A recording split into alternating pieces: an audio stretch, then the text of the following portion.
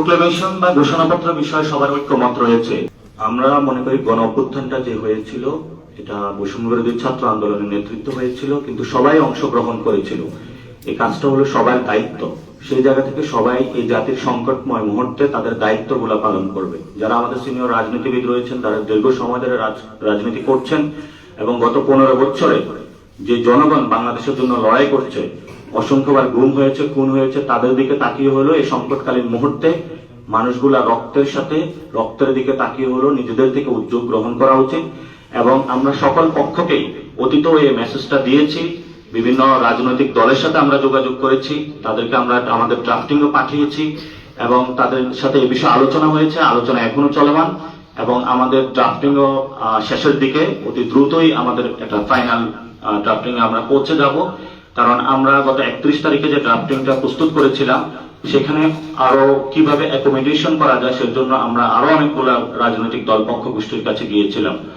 আমরা আশা করি আমাদের ড্রাফটিংটা খুবই ইনক্লুসিভ হবে এবং গণ অভ্যুত্থানের যে আকাঙ্ক্ষা ছিল শ্রমিক মজুর যারা একদম অকাতরে জীবন বিলিয়ে দিয়েছিল সেই মানুষগুলোর প্রত্যেকটি রক্তের ফোঁটার দাম সেই জুলাই প্রোক্লেমেশনে থাকবে ইনশাআল্লাহ। গত 4টি মাস অতিবাহিত হয়েছে, ছাত্র জনতার একটি সরকার গঠন হয়েছিল, সরকার থেকে উদ্যোগ নেওয়ার কথা ছিল, কিন্তু সরকারের বিভিন্ন কাজে আমরা মন্থর গতি দেখতে পাচ্ছি।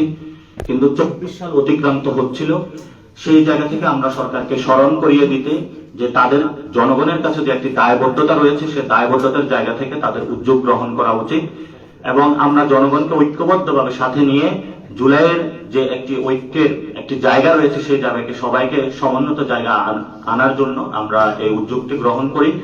তবে বিভিন্ন রাজনৈতিক দল এবং যারা পক্ষগোষ্ঠী রয়েছেন, বাংলাদেশের মানুষ যারা রয়েছেন তাদের থেকে উদ্যোগটি আসার কথা ছিল, আমরা সেখানে পাইনি।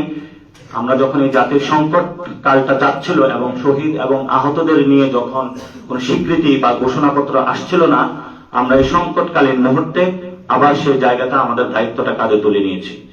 দেখুন, প্রোক্লেমেশন বা ঘোষণাপত্র বিষয়ে সবার ঐক্যমত রয়েছে। আমাদের রাষ্ট্রের যতগুলো অ্যাপারেটাস রয়েছে, বিভিন্ন পক্ষ গোষ্ঠী, বাংলাদেশের সকল মানুষের মধ্যে ঘোষণাপত্রের ঐক্যবদ্ধতা রয়েছে, কিন্তু দৃষ্টিভঙ্গিগত জায়গায় অথবা আরো কিভাবে সকল জনগণের ভাষাগুলো তুলে আনা যায় সেই বিষয়ে আমাদের কিছুটা বিলম্বিত হয়েছে, যাতে বাংলাদেশের 72 যেটা হয়েছিল একদলীয় একটি জায়গায় গিয়েছিল, সেই জায়গাটা যদি না গিয়ে এবং যখন বাংলাদেশের অনেক অংশে মানুষকে খারিজ করে সেই জায়গায় একটি সংবিধান বানানো হয়েছিল, যেটা গত 53 বছরে আমরা দেখেছিলাম একটি অকার্যকর জায়গা পরিণত হয়েছিল।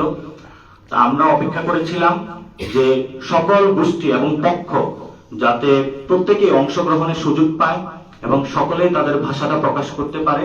5 তারিখে যে জনতার স্রোত আমরা মাঠে দেখতে পেয়েছিলাম, প্রত্যেকটা মানুষের ভাষা যাতে প্রোক্লেমেশনে থাকে এবং তাদের ন্যায্য যে অধিকার রয়েছে, দীর্ঘকালীন তারা লড়াই করছেন, প্রত্যেকটা বিষয় যাতে থাকে সেই বিষয় হলো আমরা সবার সাথে কথা বলেছি। এই গণ অভ্যুত্থানে যারা শহীদ হয়েছিলেন, আহত হয়েছিলেন, গত 53 বছর যে ব্যর্থ রাষ্ট্রের জায়গা থেকে নতুন রাষ্ট্রের পুনর্গঠন, সেই জায়গাতে আমরা কাজ করছিলাম। গত 4 মাসে আমরা বিভিন্ন পক্ষ গোষ্ঠী প্রত্যেকের সাথে জেলা, উপজেলা, গ্রাম, মহল্লায়, চায়ের দোকানে আমরা আলাপ করেছি কিভাবে সকল মানুষকে নিয়ে আসা যায়।